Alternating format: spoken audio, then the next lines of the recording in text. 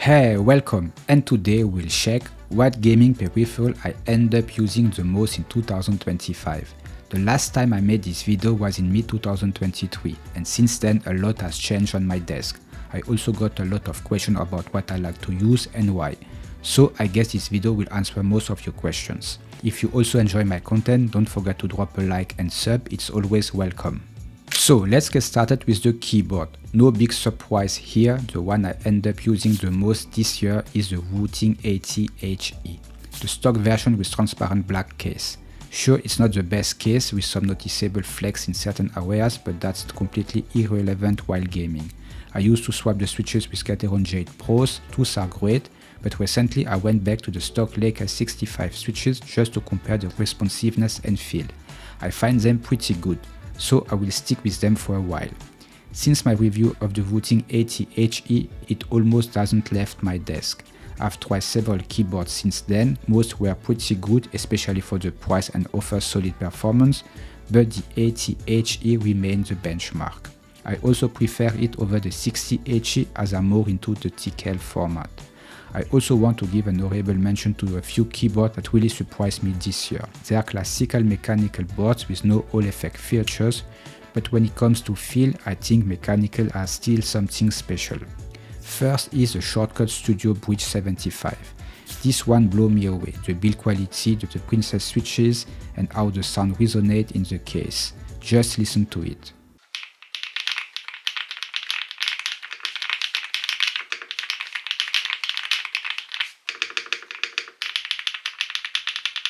Amazing. I really enjoyed that sound. It's very different from what's on the market and comes at a very reasonable price for the quality. There's also a Hall effect version of it, but I don't know how that one feels or sounds. So if you are a keyboard enthusiast and get the chance to try one, it's definitely worth it. Another one is the Corsair Maker 75. It impressed me with its endless configuration option and super easy to build, even for beginners. The build quality is top tier, probably the best I've tried so far. But it comes at a higher price depending on the option you choose. Next, let's talk about the mousepad. If you follow my channel, you have probably noticed this mousepad is always on my desk. It's the Endgame Gear EMB Plus. Plus means it's in 500 by 500mm square format, and B stands for balance.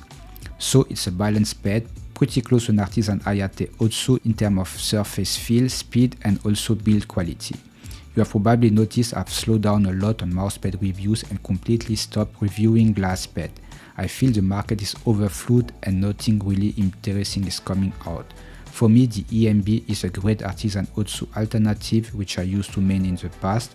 I also like to use the Artisan Zero or Lethal Gaming Gear Saturn Pro from time to time. So when it comes to mousepad, I will stick with brands like Artisan, Lethal Gaming Gear or Endgame Gear. No need to dig further in my opinion. So when it comes to my favorite gaming mouse, and that's what I've been asking the most, it's the Pulsar Fireman 01. It was my top gaming mouse in 2024 and it's still my favorite one in 2025. It's my daily driver, I use it for almost a full year and for everything, and it works just as well as the first day. I will put the link to my review in the description below. The mouse market was quite boring this year, no major changes or exciting release aside from a few. Tech-wise we kind of flatline a bit, but I want to give a few thumbs up to some release I really enjoyed that made a place in my rotation. Like the Vaxi XC-V2, I've always enjoyed this shape, and when I hear what the V2 was all about, I was really keen to try it. Vaxi already know for their impressive quality, but maybe a bit too heavy gaming mice finally managed to offer a great compromise, reduce weight while keeping great quality and solid technical specs, all in a shape I enjoy. The same goes for the Vaxi NP01S Ergo. It's not a new version but a slightly modified shape of the popular NP01S. I really love this shape, it's always somewhere on my desk, ready to use. This year was also the year of updates and version 2, 3, 4, you name it. Endgame Gear in that regard brought out the new OP1 and XM2 V2. No big changes, mostly just a sensor going from the 3395 to the 3950, but when it comes to symmetrical shape, and as a claw grip gamer, I do love the XM2 shape. That's why the wireless V2 version is also in my rotation. When it comes to gaming mice, I will probably make a video about my top 10 gaming mice of 2025 towards the end of the year. so stay tuned for that. I do also want to mention the audio gear I'm using right now. Since the review of the Kiwi Ears Eater, this one has becoming my new main. It's a great powerful IEM that delivers excellent precision and accuracy for gaming with beautiful soundstage and audio quality I really love. Since the review I haven't unplugged it from my AMP deck. I also frequently get the question about what it is, and it's a FIO K7, a good AMP deck that definitely does the job. It can power some strong IEMs and headphones. It's plug and play and super easy to use. Also, as a peripheral, I consider the monitor something very underrated. A good monitor can really improve your gaming experience. And since the beginning of this year, I switched to the MSI 4K 240Hz QD OLED. A solid display, no need to explain the great image quality, black levels, contrast, and responsiveness of OLED. I know there are new OLEDs now with insane specs like the Asus going up to 720Hz, but now that I'm used to 4K and I have a PC that can handle it, I don't think I will go back to 1440p or lower.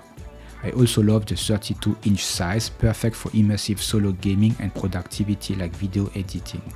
Coming from Asus IPS, now my second monitor, the jump to OLED is night and day. Definitely level up my gaming experience more than any other peripheral I've listed here. So that is for my most used gaming peripheral in 2025. I hope you enjoy it. If you want, feel free to list in the comments below what you are currently using. I'm curious to read about your daily runners. And if you haven't already, please don't forget to drop a like if you enjoyed the content. Also subscribe if you don't want to miss the next one.